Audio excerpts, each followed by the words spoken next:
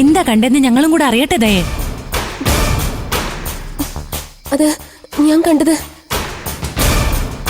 പഞ്ചരത്നത്തിൽ സൂക്ഷിച്ചിരിക്കുന്ന ആ ആഭരണ പെട്ടി ഏതോ ഒരു കള്ളം വന്ന് എടുത്തോണ്ട് പോകുന്നത്.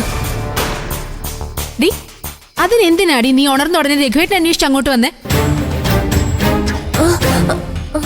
അത് പിന്നെ പഞ്ചരത്നത്തില് അച്ഛന് പകരം രഘുവേട്ടനാ ഉണ്ടായിരുന്നു. രഘുവേട്ടൻ നല്ല ഉറക്കത്തിലായിരുന്നു.